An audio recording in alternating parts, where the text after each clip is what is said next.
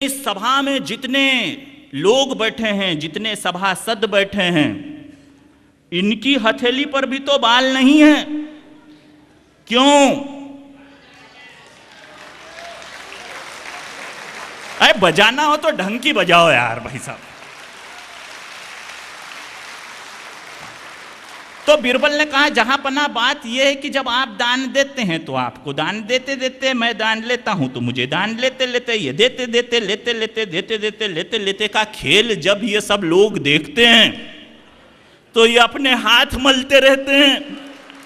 तो हाथ मलते मलते मलते मलते मलते मलते इन सारे लोगों के हथेलियों पर के बाल गायब हो गए हैं। तो मित्रों, देवियों, सज्जनों, बहनों और भाइयों, कवि सम्मेलन में भी 3 तरह के लोग आते हैं। एक कविता देने के लिए, जैसे ये सब ये काव्य का खंजन यहाँ पर जो उपस्थित थे, ये सब जनमन का अनुरंजन करने के लिए, मनोरंजन करने के लिए पता नहीं कहाँ कहाँ से यहाँ आकर अपने काव्य की कलरव से आपको आनंदातिरेक कर रहे हैं। ये देने वाले। कुछ होते हैं लेने वाले, आप में से ज़्यादातर वो कविता को लेने के लिए आए हैं। और कुछ होते हैं जो न देते हैं न लेते हैं। वो तो क्या है कि दोस्त के साथ उधर से भोजन करके आ गए कि चलो उधर ही बैठ के आराम करेंगे। अब उनके साथ समस्या ये है कि जब तक भाई नहीं जाए तो कमरे की चाबी उसके पास अपन कैसे जाएं। तो 3 तरह के लोग होते हैं यहाँ पर, देने वाले हैं, लेने वाले हैं, समझने वाले हैं, सुनने वाले हैं। आइए मैं कविता के इस मंच को ब्रदर तरसेम गिरधर पंजाब की तरफ ले जाना चाहता हूं, जो खुदा कहाँ मिलता है इस शीर्षक की कविता की प्रस्तुति आपके समक्ष रखेंगे। ये शीर्षक भी मुझे दयाल भाई द्वारा प्रिंट किए हुए इस प्रपत्र में ही देखने को मिल रहा है। मुझे नहीं पता था कि वो यही सुनाएंगे। वो आए, उनकी इच्छा हो तो इसे चेंज भी कर सकते हैं, क्योंकि नहीं तो क्या ये खुदा वाला मामला तो ऐसा होता है भाई साहब कि वो हमारे इंदौर में एक ने कहा कि इधर भी खुदा है उधर भी खुदा है, जिधर देखो उधर खुदा ही खुदा है, और जहाँ नहीं खुदा है वहाँ कल खुदने वाला है। तो सब आनंद की बात है। आदम को खुदा मत कहो, आदम खुदा नहीं। शेर की बात विवेक भाई आपने बहुत अच्छे शेर सुना है।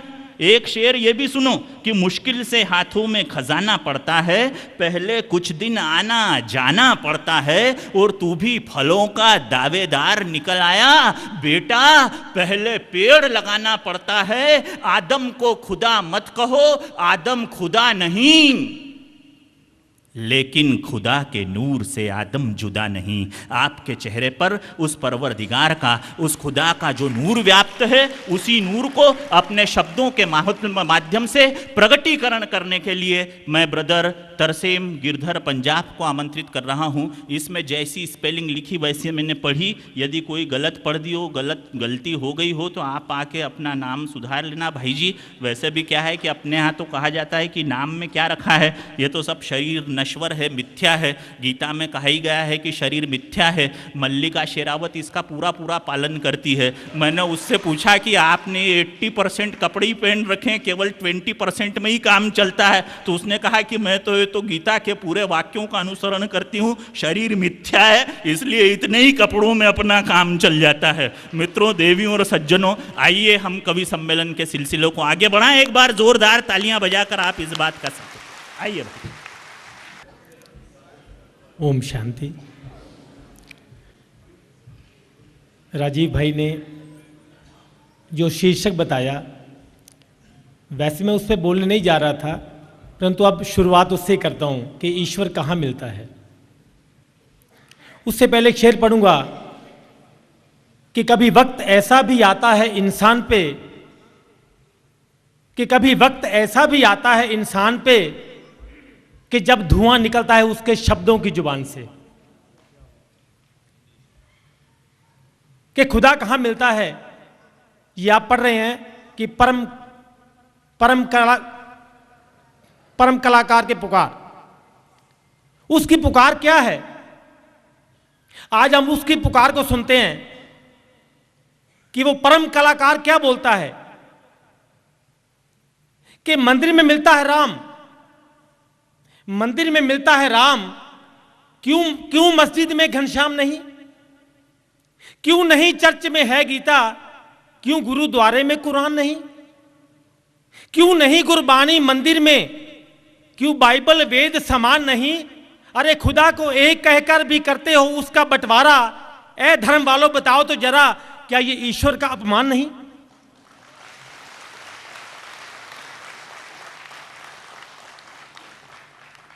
और अब मैं वो गीत, वो कविता, वो गजल पेश करने जा रहा हूं जो मैंने 1 सप्ताह पहले यहां के लिए लिखी है, और उसका शीर्षक है इंसान ढूंढने निकला हूं। मैं पगला हूं दीवाना हूं, मैं पगला हूं दीवाना हूं, इंसान ढूंढने निकला हूं। पंडित मुल्ला और काजी में विद्वान ढूंढने निकला हूं। जो इंसान हरिद्वार गए होंगे वो मेरी इस बात को अच्छी तरह समझ जाएंगे। जिनके घर में कोई मृत्यु होती है ना, तो जब वो फूल लेके जाते हैं तो उनके घर में मृत्यु हुई है, वो तो बेचारा रो रहा है, और एक जो फूल को जिसका काम करने वाला, वो देख रहे हैं इसमें पैसे कितने हैं। कि कुछ अर्थी के फूलों में धन की आस लगाए बैठे हैं, कुछ अर्थी के फूलों में धन की आस लगाए बैठे हैं। मैं बहती आंखों के सागर में तूफान ढूंढने निकला हूं। मैं बहती आंखों के सागर में तूफान ढूंढने निकला हूं। राम की माला जपते हैं सोने चांदी की खातिर वो, राम की माला जपते हैं सोने चांदी की खातिर वो। कोई याद में उसकी बैठा हो, कोई याद में उसकी बैठा हो, नादान ढूंढने निकला हूं। कि उस धर्म को छोटा सा देखा, उस धर्म को छोटा सा देखा दायरे की छोटी चादर में, उस धर्म को छोटा सा देखा दायरे की छोटी चादर में। अल्लाह वालों की बस्ती में मैं राम ढूंढने निकला हूं। कि अल्लाह वालों की बस्ती में मैं राम ढूंढने निकला हूं। और एक लाइन पर जरा गौर करना, अगर आपको अच्छी लगे तो मेरे को भी पता चलना चाहिए कि आपको ये लाइन अच्छी लगी है। जिहाद को भी बदनाम किया, जिहाद को भी बदनाम किया कुछ मजहब के रखवालों ने। जिहाद को भी बदनाम किया कुछ मजहब के रखवालों में। कि किसमें लिखा है कत्ल करो, मैं वो कुरान ढूंढने निकला हूं। कि किसमें लिखा है कत्ल करो, मैं वो कुरान ढूंढने निकला हूं। कि राम की कथा करते देखे, कि कथा राम की करते देखे राम के भक्त कमाल। यहां पूरे टीवी चैनल भरे पड़े हैं, आपने बहुत देखे होंगे। कि कथा राम की करते देखे राम के भक्त कमाल यहां, पर मैं भी कैसा बुद्धू उनमें हनुमान ढूंढने निकला हूं। कि मैं भी कैसा बुद्धू उनमें हनुमान ढूंढने निकला हूं। ईश्वर को मिलने की खातिर, यह मैं ज्ञान पे लाइनें बोलने जा रहा हूं, और खास तौर पे राजीव शर्मा की ताली जरूर चाहूंगा। ईश्वर को मिलने की खातिर हम 14 मील चढ़ जाते हैं। ईश्वर को मिलने की खातिर हम 14 मील चढ़ जाते हैं। मैं दिल से 14 इंच पे बैठा राम ढूंढने निकला हूं।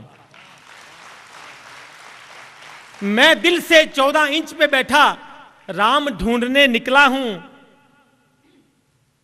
कि राम नाम है सत्य यहां, राम नाम है सत्य यहां, मुर्दों को रोज सुनाते हैं। राम नाम है सत्य यहां। आप कभी किसी शव यात्रा में गए होंगे तो बोल रहे हैं राम नाम सत्य है, तो वो किसको सुना रहे हैं? किसको सुना रहे हैं? राम नाम सत्य है। कि राम नाम है सत्य यहां, मुर्दों को रोज सुनाते हैं। मैं शादी के मंडप पे ये फरमान ढूंढने निकला हूं। कभी इसमें क्या अर्ज है कि राम का नाम सत्य है, कुछ गलत तो नहीं है ना? तो आप यही दोहा कहीं शादी के मंडप पे बोलना, क्योंकि भाई राम नाम सत्य है। राम नाम है सत्य, यहां मुर्दों को रोज सुनाते हैं। मैं शादी के मंडप पे ये फरमान ढूंढने निकला हूं। वो 20 बरस से मंदिर में घंटी तो रोज बजाते हैं, वो 20 बरस से मंदिर में घंटी तो रोज बजाते हैं। कोई कह दे मुझको राज है क्या, वो इंसान ढूंढने निकला हूं। मान लो एक आदमी मंदिर में गया, घंटी बजा रहा है और मैं उसके पीछे खड़ा हूं। परमात्मा ना करे ऐसा हो, मैं पीछे खड़ा हूं, मैंने हाथ पकड़ा, भाई साहब ये आपने क्यों बजाई? बोले भाई साहब आपको ये कोई एतराज है? ये सारे बजा रहे हैं। मैंने पूछा ये नहीं, मैंने ये पूछा आपने क्यों बजाई, क्या कोई उत्तर है? आप तो पीछे पड़ के, क्या बात है, क्या उत्तर है, बस बजा रहा हूं। किसी के पास कोई उत्तर नहीं है। ईश्वर एक है कहते हैं मंदिर मस्जिद गुरुद्वारे में। ईश्वर एक है कहते हैं मंदिर मस्जिद गुरुद्वारे में। जो जोड़ दे सारे विश्व को, ऐसा संस्थान ढूंढने निकला हूं। अरे कोई जोड़ दे सारे विश्व को, मैं वो ऐसा संस्थान ढूंढने निकला हूं कि कभी दिन भी बहुत सुहाने थे, कभी दिन भी बहुत सुहाने थे, रातें थी परम आनंद लिए। मैं सतयुग की बात कर रहा हूं कि कभी दिन भी बहुत सुहाने थे, रातें थी परम आनंद लिए। संगम युग में मैं सतयुग की वो शाम ढूंढने निकला हूं। संगम युग में मैं वो सतयुग की वो शाम ढूंढने निकला हूं। और आप कहीं मेरे से नाराज तो नहीं हो गए? यहां कड़वे शब्दों को बेबस सुनता है कौन जमाने में? यहां कड़वे शब्दों को बेबस सुनता है कौन जमाने में? इनको दफनाने की खातिर शमशान ढूंढने निकला हूं। इनको दफनाने की खातिर शमशान ढूंढने निकला हूं। के धर्म पे के नाम पे के धर्म पे के नाम पे कितनों ने यहां अपने शीश कटाए हैं। कि उस धर्म के नाम पे कितनों ने यहां अपने शीश कटाए हैं। कोई प्रेम की कला सिखाए, कोई प्रेम की कला सिखाए, वो संस्थान ढूंढने निकला हूं। कोई प्रेम की कला सिखाए, वो संस्थान ढूंढने निकला हूं। और लास्ट लाइन है कि जब ज्ञान मिला तो पता चला, हंसता हूं उन हालातों पे। जब ज्ञान मिला तो पता चला, हंसता हूं उन हालातों पे। हूं मैं जिसकी संस्थान, क्या वो भगवान ढूंढने निकला हूं जिसकी मैं संतान, वही भगवान ढूंढने निकला हूं। मैं पगला हूं, दीवाना हूं, इंसान ढूंढने निकला हूं, इंसान ढूंढने निकला हूं। बहुत बहुत धन्यवाद भाई जी। इंसान को ढूंढने निकले, राम को ढूंढने निकले, सब यहीं मिल गए। कहीं और थोड़ी, सब आप और हम ही हैं। अच्छा देखो क्या हुआ कि जब रामचंद्र जी को ये पता चला, राम जी की बात कही भाई जी ने कि मेरे नाम के लिखे हुए पत्थर, मोहन सिंगल भाई उपस्थित हैं, ये दादा आपसे ही सब सीखा है अपन ने, अपने पास तो कुछ नहीं है। जब रामचंद्र जी को पता चला कि उनके नाम के लिखे हुए पत्थर तैर गए, तो रामचंद्र जी ने सोचा कि चलो अपन भी ट्राई करते हैं। सुबह सुबह उठे, अर्ली इन द मॉर्निंग, अमृत बेला में देखा कि कोई देख तो नहीं रहा है। कोई नहीं देख रहा था। समुद्र के किनारे गए, फिर इधर उधर देखा कि कोई देख तो नहीं रहा है। तसल्ली हो गई कि कोई नहीं देख रहा है, तो उन्होंने एक भाटा उठाया, उठा के समुद्र में डाला, तो भाटा डुबुक से डूब गया। फिर उन्होंने एक बार सोचा कि ट्राई अगेन, फिर एक पत्थर उठाया, फिर डाला, फिर डूब गया। तीसरी बार ट्राई किया, फिर डूब गया। उन्होंने सोचा कि अब पत्थर कहीं अपने नाम से तैर गए, अपने से तो तैर नहीं रहे, चलें अपन वापस कुटिया में। तो पेड़ की आड़ से हनुमान जी देख रहे थे। हनुमान जी ने कहा कम हियर। भगवान राम और हनुमान जी आमने सामने हो गए। रामचंद्र जी ने पूछा कि क्यों भैया, कुछ देखा क्या? हनुमान जी ने कहा सब देखा सर। क्या देखा? हनुमान जी ने कहा कि मिलॉर्ड, मैंने ये देखा कि आप सुबह सुबह अमृत बेला में तड़के उठे, उठ के सूम सटाके में समुद्र के किनारे आए, आकर आपने पत्थर उठाया, पत्थर समुद्र में डाला, वो डूब गया, फिर दूसरा उठाया डाला, वो भी डूब गया, तीसरा भी डूब गया। तो रामचंद्र जी ने प्रश्न किया कि भक्त हनुमान, पहली बात तो तू सुबह सुबह मेरे पीछे आ क्यों गया?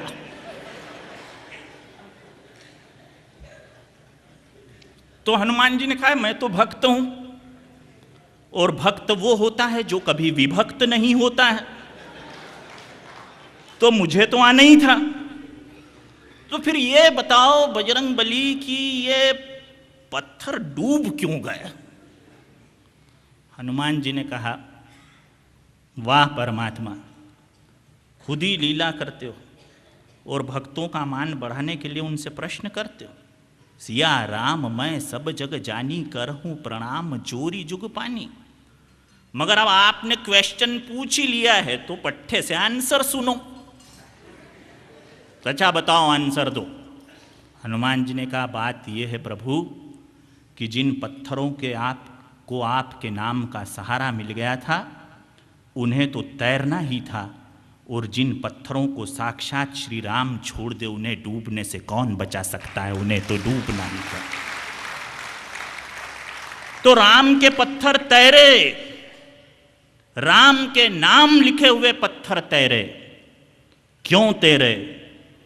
क्योंकि पत्थर तैराने से पहले राम ने शिव की आराधना करके शिवलिंग की स्थापना की। ये आख्यान रामचरितमानस में आप सब लोगों ने पढ़ा है, देखा है, सुना है, समझा है। आइए मित्रों, देवियों, सज्जनों, चूंकि हमारे पास कवि बहुत ज़्यादा हैं और सबसे बड़ी बात आपने मेरे जैसे कवि को बुला लिया, अगली बार आप क्या करना कि 4 घंटे का कवि सम्मेलन रखना और उसमें एक ही कवि को बुलाना।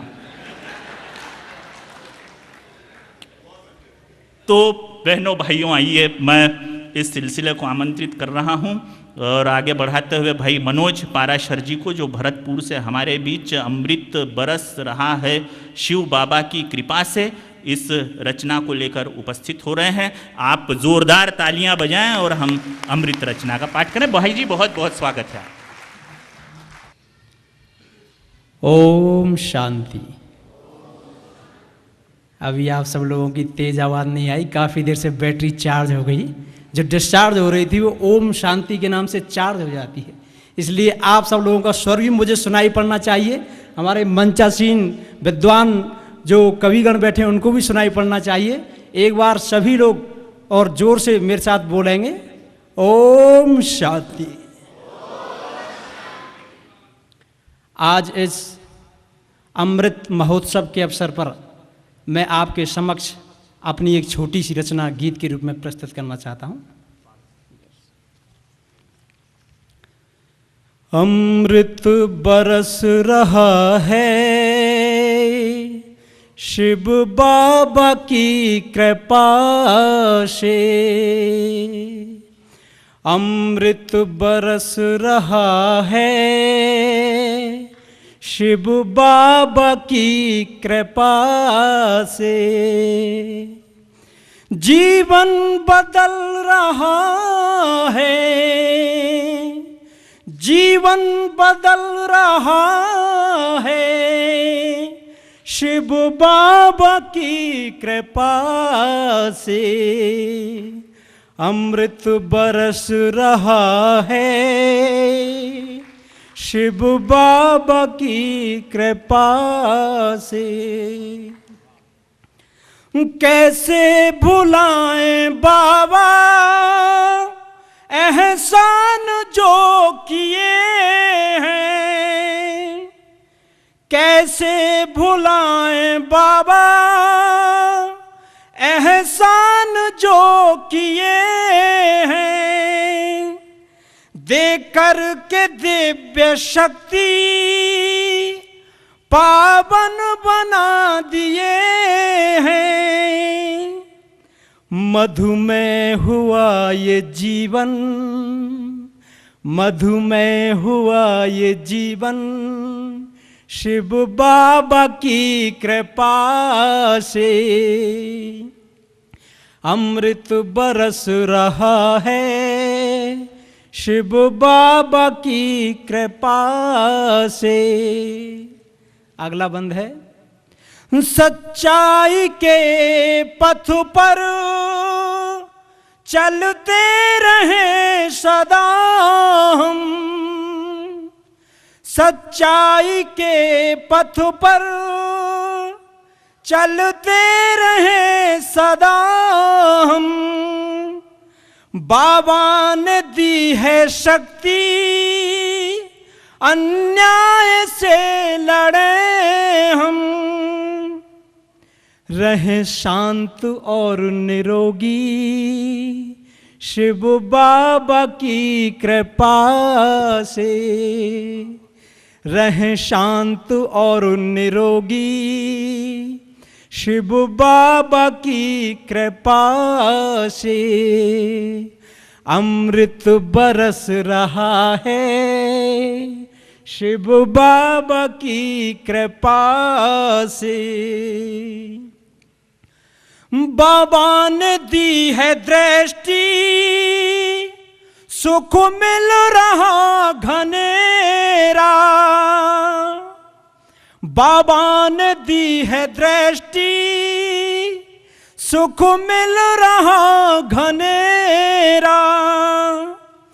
फूलों सा महका जीवन अब खिल रहा है मेरा। सुखमय हो सबका जीवन शिव बाबा की कृपा से। सुखमय हो सबका जीवन शिव बाबा की कृपा से। जीवन बदल रहा है शिव बाबा की कृपा से। अमृत बरस रहा है शिव बाबा की कृपा से। मीडियम वेव 482.96 मीटर यानी 448 किलो हर्ट्ज पर ये आकाशवाणी के ज्ञान सरोवर के हारमनी हॉल का काव्यवाणी केंद्र है। इस समय रात के 10:09 और 42.5 हुए हैं। और अब मैं आपको जिस कवि की तरफ ले चल रहा हूँ उस कवि की वाणी में 4 ऑप्शंस हैं। ए, मुस्कुराना है। बी, खिलखिलाना है। सी, तालियां बजानी है। और डी, ऊपरयुक्त तीनों करना है। ओह कंप्यूटर जी, आपका जवाब एकदम सही। यदि आपने ए को लॉक किया होता तो गलत होता। यदि आपने बी को लॉक किया होता तो भी गलत होता। यदि आपने सी को लॉक किया होता तो भी गलत होता। लेकिन आपने डी को लॉक किया, यानी आपके मुस्कुराने, खिलखिलाने और तालियां बजाने का समय शुरू होता है। अब मैं आमंत्रित कर रहा हूं भ्राता राजेंद्र गोपाल व्यास जी को, जो भीलवाड़ा से आपके बीच तशरीफ लाए हैं। जोरदार तालियों से उनका इस्तकबाल करें। ओम शांति। न जाने कितने जन्मों के पुण्य उदित होते हैं, तब आपका चयन बाबा के घर होता है। मैं इस प्यारे से सूत्रधार के साथ 10 वर्ष बाद वापस पुनः आज अपना काव्य पाठ कर रहा हूँ। एक बार मेरे राजीव भाई के लिए शानदार ताली।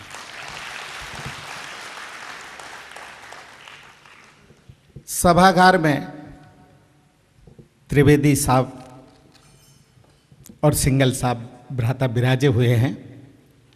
मैं इनके सम्मान में एक बात निवेदन इसलिए कर रहा हूं। सुबह जब मैं सतीश भाई और दयाल भाई जी से मुखातिब हुआ तो अकस्मात इन्होंने मुझसे एक प्रश्न किया, व्यास जी ये बताइए कविता किसको कहते हैं। ऐसे अकस्मात वाले प्रश्न पर मैंने एक सेकंड बाबा का ध्यान किया और मैं सच कहता हूं मेरी जिंदगी का सबसे बेस्ट डायलॉग निकला। निवेदन कर रहा हूं, कविता करना मरकर जीने की कला है या यूं कहिए जख्म खा के नमक की खान से गुजरना। मैं ये नहीं कहता मैं नहीं बोल सकता, बाबा बड़े प्यार से ऐसी बात कह गए। मैं फिर निवेदन करूं, जब मैं कल नीचे शांतिवन उतर गया, क्योंकि व्यावसायिक कवि सम्मेलनों का दौर इन दिनों इतना तेजी से रहा कि मैंने कहा अपन एक दिन पहले ही चलो ठीक रहेगा, माया बड़े झापट मारती।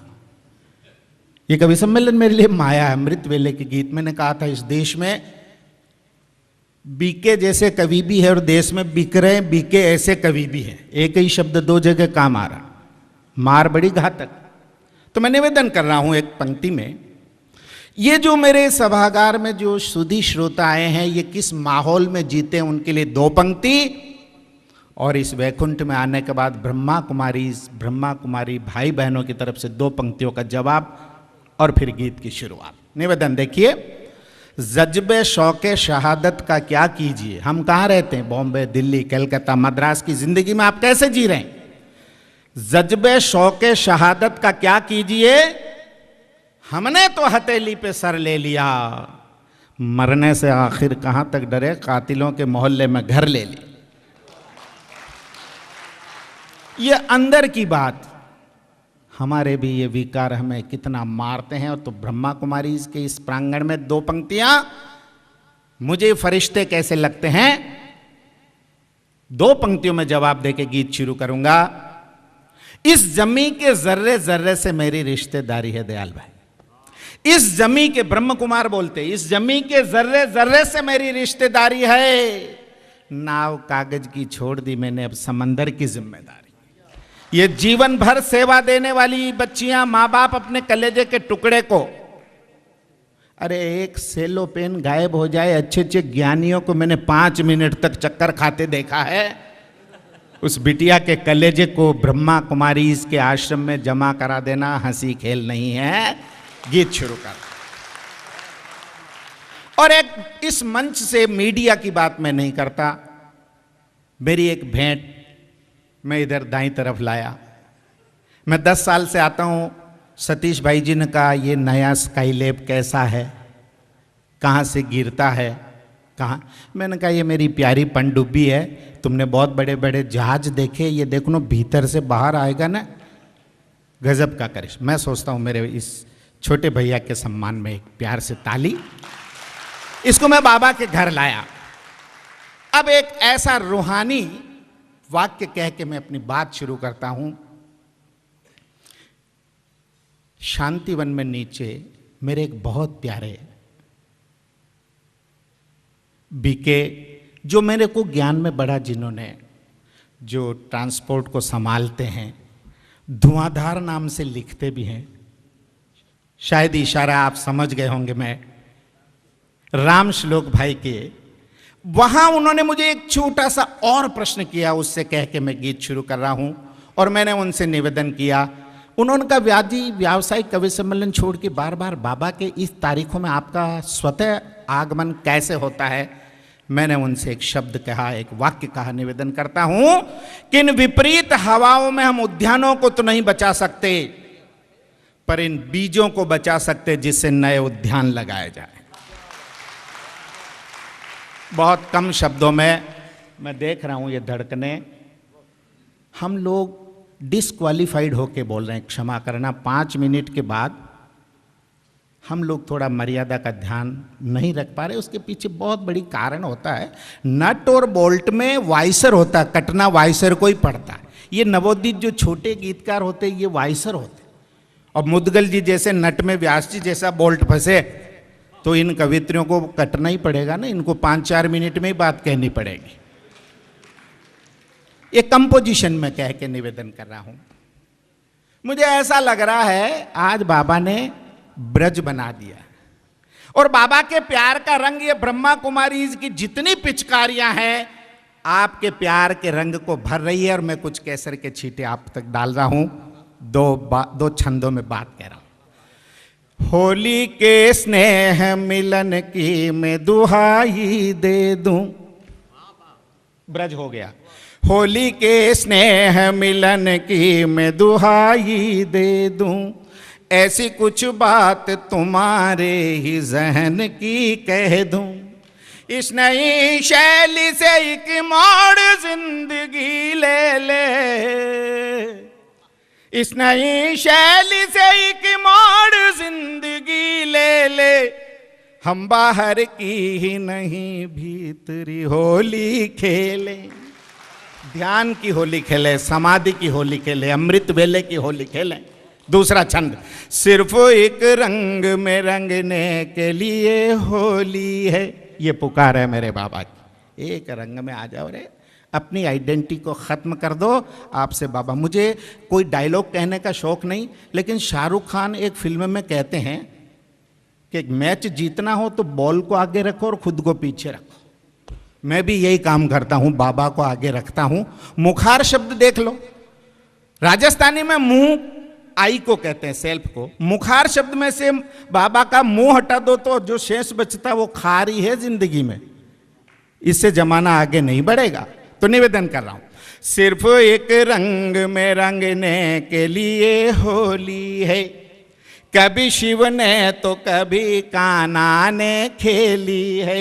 सारी नफरत वो घुटन जिंदगी से धुल जाए, यही तो रोग है।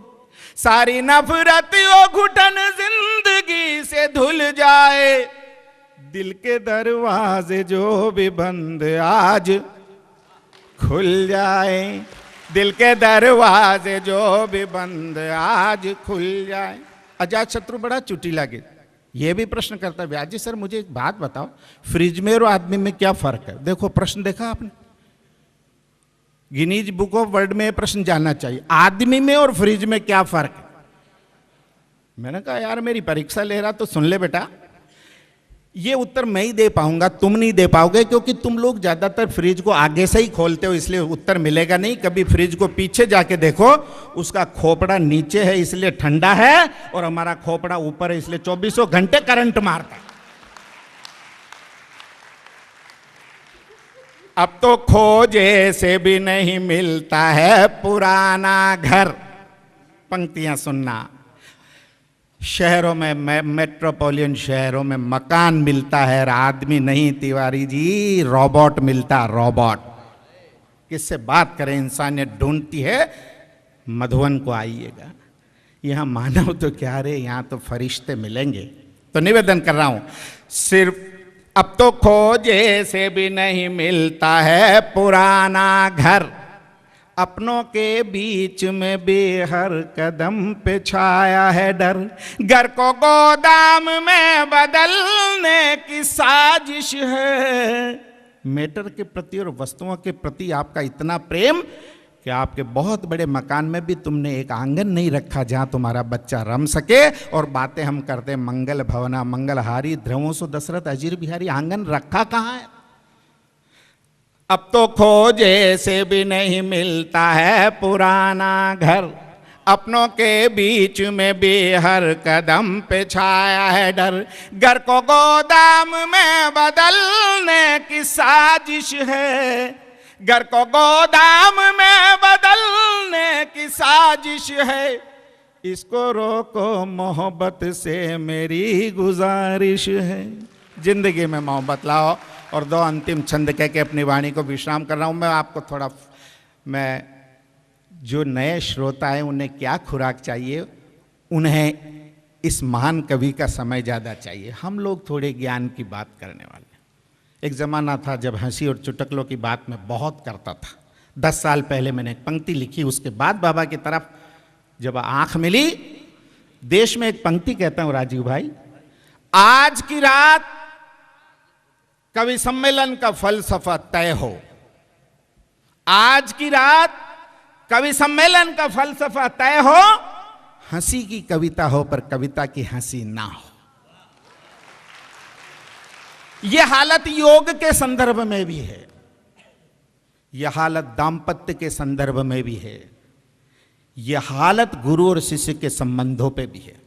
तो 2 छंद में निवेदन कर रहा हूं, फिर अपनी वाणी को विश्राम दूंगा। बाबा ने चुना और तुम आ गए। कोई आ सकता है? कितने जन्मों के पुण्य हैं आपके। बाबा ने चुना और तुम आ गए, हम बुलाए गए और तुम्हें पा गए। बस 2 छंद कह के वाणी को विश्राम दूंगा। गीतों की बात मैंने पटाक्षेप किया है अन्य के समय के लिए। बाबा ने चुना और तुम आ गए, हम बुलाए गए और तुम्हें पा गए। एक रिश्ता नया आज फिर शुरू हुआ। ये रिश्ता फरिश्तों का रिश्ता है। और जानते हैं फरिश्ता किसको कहते हैं? जो फर्श पे रहते पर उड़ते आकाश में, उन होली हंसों के लिए मैं ये निवेदन कर रहा हूं। एक रिश्ता नया आज फिर शुरू हुआ, नया काबा नई काशी नया मकदा हुआ। ये बाबू आबू का नया तीर्थ। तो अंतिम छंद, कुछ सलीके शऊर अब जरूरी यहां, ज्ञान में आने के बाद, कुछ सलीके शऊर अब जरूरी यहां, साफ कर लो तुम्हारा पैमाना यहां। अंतिम 2 पंक्तियां, खुल के पीना लड़खड़ा नाना होश साधना। कविता क्या? ये बाबा की इबादत और आराधना। हम कविता के जरिए बाबा की इबादत और आराधना करते हैं। आपने मुझे पूरे मनोयोग से इसलिए सुना, मैंने समय की अवधि को थोड़ा सा। ओम शांति। देवियों, सज्जनों, बहनों, भाइयों, भाई जी ने ये निवेदन किया है कि इस कवि सम्मेलन को जल्दी से जल्दी समाप्त करना है। ऐसा इसलिए क्योंकि सुबह से यहाँ पर अमृत बेला में राजयोग का जो अभ्यास करवाया जाता है, वो एक ऐसी अनुभूति है जो केवल यहीं प्राप्त होने के सिलसिले का शुरुआत आप कर सकते हैं।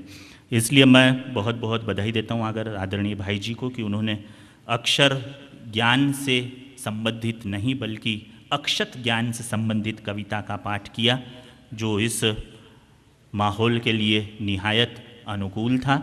आइए मैं अब आपको एक बहन की तरफ ले चलता हूं जो चंडीगढ़ से हमारे बीच में पधारी है। ललिता पुरी आपका नाम है। मैं उन्हें आमंत्रित कर रहा हूं, वे आकर अपनी रचना का पाठ करेंगी। बहन जी, आपका बहुत बहुत अभिनंदन है, वंदन है, स्वागत है, वेलकम है। मेरी कविता का शीर्षक है वर्षा की बूंदें।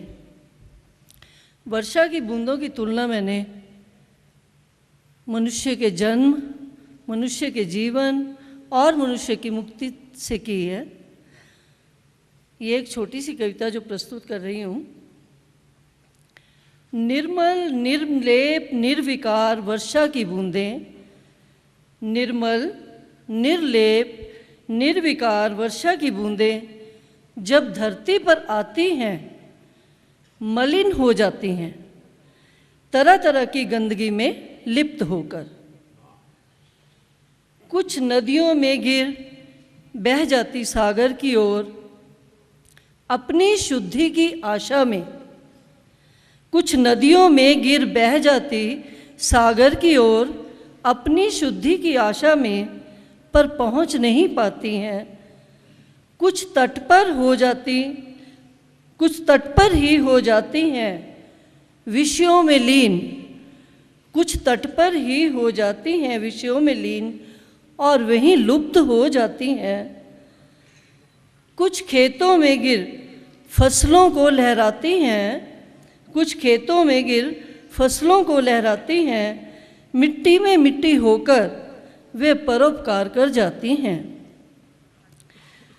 पर भाग्यवान है वे बूंदें जो सागर में गिर जाती हैं, कुछ सीप के मुंह में गिरकर मोती बन जाती हैं, कुछ सीप के मुंह में गिरकर मोती बन जाती हैं, कुछ होश समर्पित लहरों में अपना अस्तित्व मिटाती हैं, सूरज की तपिश से तपकर वे वाष्प रूप बन जाती हैं और निर्मल निर्विकार होकर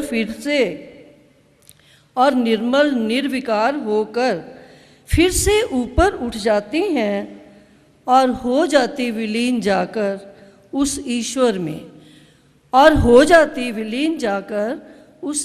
में। धन्यवाद। मित्रों, देवियों, सज्जनों, बहनों, भाइयों, आदरणीय बहन जी ने बहुत अच्छी रचना का पाठ किया। उन्होंने मिट्टी का जिक्र किया। हम बाहरी जीवन में, दुनियावी जीवन में, इस परिवेश से बाहर जब रहते हैं तो ये कहा जाता है कि मिट्टी से पैदा हुए हैं और मिट्टी में मिल जाएंगे। मिट्टी से पैदा हुए हैं, मिट्टी में मिल जाएंगे, ये पौरुषहीन कथन है। परम धाम से आए हैं और परम धाम को जाएंगे, इन शब्दों में जीवन है।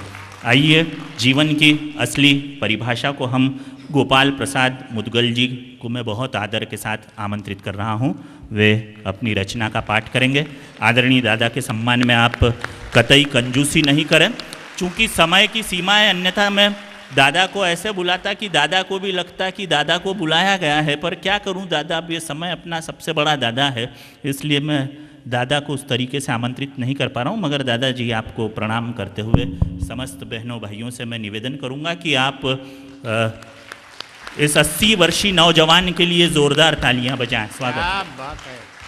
आत्मीय बहनों और भाइयों, मुझे बात कह दी है आपने, 80 वर्ष का नौजवान। बात तो मुझे यही कहना चाहिए कि मैं कुछ इनके कहने के अनुसार अपनी रचना पढ़ूं। लेकिन मैं आपसे एक सवाल करना चाहता हूं कि हम और आप यहां पर क्यों आए। 4 पंक्तियों के माध्यम से मैं ये कह रहा हूं, हमारे और तुम्हारे यहां आने का एक ही सबब है। हमारे और तुम्हारे चलने की राह एक सी, हमारे और तुम्हारे चलने की राह एक सी हैं, हमारे और तुम्हारे मिलने की चाह एक सी हैं। हम तुम जुदा हैं मगर खूब पहचानते हैं कि हमारे और तुम्हारे दर्दों की आह एक सी है।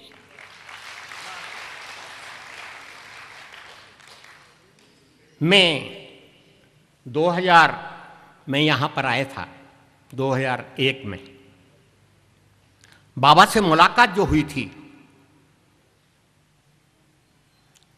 तो यहाँ जो बाबा से मुलाकात पर जो नशा चढ़ा, वो नशा बहुत दिन तक मेरे साथ रहा। मैं आपको सच बताता हूँ कि जब मैं बाबा से मिलकर गया तो सुबह 4 बजे कोई मुझे जगाता था, यूं धक्का देकर। एक दिन हो गई, दूसरे दिन यही हुआ,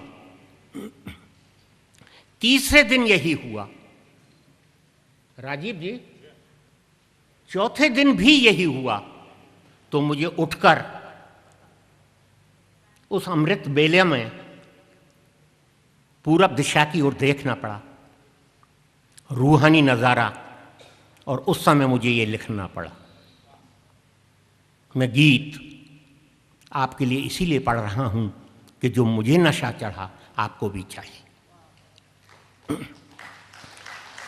तो मैंने बाबा से जो बात कही उस चौथे दिन, वो मैं आपको सुना रहा हूं। मुझे किसने मोहब्बत से, मुझे किसने मोहब्बत से बेहद से पुकारा है, मुझे किसने मोहब्बत से बेहद से पुकारा है, यह किसका निमंत्रण है, यह किसका इशारा है कि नित अमृत बेला में, कि नित अमृत बेला में मुझे कौन जगाता है, कि नित अमृत बेला में मुझे कौन जगाता है, और मीठे संकेतों से मुझे कौन बुलाता है, कि मीठे संकेतों से मुझे कौन बुलाता है, कि मुझे किसने प्यार दिया, कि मुझे किसने प्यार दिया, मुझे किसने दुलारा है, कि मुझे किसने प्यार दिया, मुझे किसने दुलारा है, कि मुझे बाहों में भर कर किसने पुचकारा है, मुझे बाहों में भर कर किसने पुचकारा है, यह किसका निमंत्रण है, यह किसका इशारा है, कि मुझे कौन बताता है, कि मुझे कौन बताता है, मैं कौन हूँ क्यों आया, मुझे कौन बताता है, मैं कौन हूँ क्यों आया, मुझे हद से उठा किसने बेहद में पहुँचाया, मुझे हद से उठा किसने बेहद में पहुँचाया, कि किसने मेरा मैला, कि किसने मेरा मैला रंग रूप निखारा है, कि किसने इस मन में जो काम क्रोध मद लोभ मोह न जाने क्या क्या भरा था, कि किसने मेरा मैला रंग रूप निखारा है, मुझे किसने सजाया है, मुझे किसने संवारा है, यह किसका निमंत्रण है, यह किसका इशारा है। और ये गीत जिसके लिए लिखा है राजीव जी, आखिरी पंक्ति वो देखिएगा कि यह कैसा आकर्षण, यह कैसा आकर्षण, यह कैसा है रिश्ता, ये कैसा आकर्षण, ये कैसा है रिश्ता, कि बन रहा फरिश्ता में आहिस्ता आहिस्ता, बन रहा फरिश्ता में आहिस्ता आहिस्ता, ये कैसा रूहानी,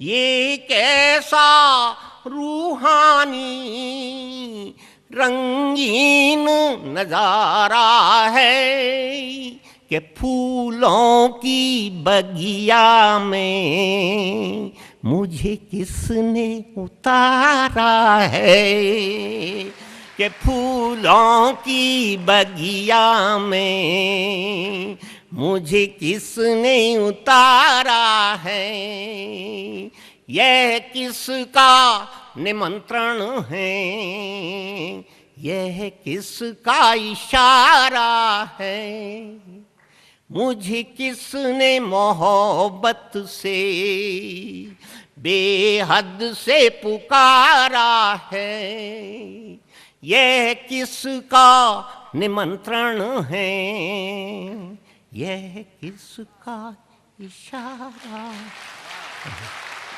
ये किसका इशारा है? समझदार को इशारा काफ़ी है, आँख वाले को नज़ारा काफ़ी है, और डूबना है तो समंदर की क्या ज़रूरत, डूबने वाले को किनारा काफ़ी है। आप सब उस किनारे पर आ गए हैं कि जहाँ भूल से कौवे भी आ जाए तो सरोवर में स्नान करके हंस हो जाते हैं। 15 साल पहले पहली बार जब मैं यहाँ पर आया था, दादी प्रकाश मणि से मैंने प्रश्न किया था, मीडिया विंग से आया था अपने टेलीविज़न चैनल को रिप्रेजेंट करते हुए, कि दादी ये देश में जो शंकराचार्य हैं ये तो 4-6 केंद्र चलाते हैं और बड़े शंकराचार्य हो जाते हैं, आप ये 5000 से ज़्यादा विश्वव्यापी सेंटर्स का संचालन कैसे कर लेती हैं? दादी प्रकाश मणि ने उत्तर दिया, वो उत्तर मैं आपके समक्ष रखने जा रहा हूँ। दादी ने कहा कि राजीव भाई सुनो, ये जितने बीके भाई बहन हैं ये सब मेरी आंखें हैं और इनकी निगाह परस्ती में ही सारे सेंटर्स का संचालन होता है। ऐसी भावना, इसलिए दादाजी की बात को आगे बढ़ाना चाहूँगा कि हम तो अभी तक ये सुनते आए हैं कि ईश्वर अंश जीव अविनाशी, चेतन सहज सकल सुख राशि, लेकिन यहाँ पर हम परमात्मा के अंश से बढ़कर सोच को क्रियान्वित करते हैं, आचरणों से अभिव्यक्त करते हैं। हम ये नहीं मानते कि हम परमात्मा के अंश हैं, हम तो ये मानते हैं कि हम परमात्मा के वंश के हैं। और जब अपना पिता इतना बड़ा है, परम है, इतना दयालु है, तो हम सब तो पता नहीं क्या कहाँ कहाँ पहुँचने की, कहाँ कहाँ के पराकाष्ठा को स्पर्श करने की क्षमता रखते हैं। आइए उस क्षमता को गाने के लिए मैं भीमसेन जी को आमंत्रित कर रहा हूँ। एक भीमसेन वो हैं जो शास्त्रीय संगीत गाते हैं, लेकिन ये भीमसी मित्र वो मित्र है जो आपके समक्ष ज्ञान के चित्र का रेखांकन करते हैं। आपकी तालियां कमज़ोर नहीं पड़े, मैं समझ रहा हूं, लेकिन अब 2-3 कवि बाकी हैं, इसलिए आपकी ऊर्जा बनी रहे। आइए, आपका बहुत बहुत स्वागत है दादाजी। परवाना करो यार, मेरे तक छोड़ दो। मैंने कई बार हिलना, कई बार झुलना, ठीक है। मेरे मन की अवस्था अच्छी नहीं है। उन्होंने कहा तो दीवाने कैसे दीवाने होते हैं। वो पंजाब दे विचों आया, पंजाब चों, फिर पंजाबी नहीं बोलता, दसो। राजस्थान वाला राजस्थानी बोल सकता, पंजाब वाले पंजाबी बोलते हैं, शर्म आती है। मैं कविता कुछ कहना चाहता सी, दयाल भाई से मैंने शेयर किया, मेरी मन की अवस्था बड़ी डिस्टर्ब्ड है। पिछले 1.25 साल से मेरी युगल गुजर गई और मैं उसकी तरह, पागलों की तरह, मैं पहाड़ों के अंदर, सारे हिमाचल के अंदर घूमता फिर रहा हूँ। और मैं यहाँ पर ये चाहता था कि, और फिर मैंने तपोवन धरती को चुना कि मैं वहाँ पर अपनी समाधि बना दूंगा, करनाल वापस नहीं जाऊँगा। मेरे पास एक भाई आए यहाँ पर, प्रवीण जी, राकेश प्रवीण, मेरे पास आकर बैठ गए। कल क्या बात, बड़े डिस्ट्रेस्ड हैं, मैं तो आपको कई 10 साल से ढूंढ रहा हूँ। मैं कहा झूठ बोलते हैं आप, 10 साल से ढूंढने वाला BS मित्रा को ना ढूंढे, जो शहर का इतना बदनाम आदमी है, शहर का बच्चा, टीचर को तो सारे जानते ही हैं। कहते आप बहुत डिस्टर्ब। मैं कहा हाँ। कहते चलो मैं आपको 7 सेक्टर लेके जाता हूँ आश्रम में। हाँ, मैं कहा मुझे तो बहुत साल हो गए वहाँ गए हुए, 10-12 साल हो गए। कभी मैं बहुत जाता था और मुझे वे कहते फिर कब चलना है। मैं कहा चलना क्या, अभी ले चल, फिर मैं तो, मेरा शायद समाधान वहीं पर हो जाए जाके। मोदगिल साहब, ये दिल की बात है कि ये कविता मेरे लिए कोई इतनी मायने नहीं रखती है। मैं दिल की बात, बाबा जी का जो मेरे ऊपर प्रताप, ये आज मैं जो देख रहा हूँ,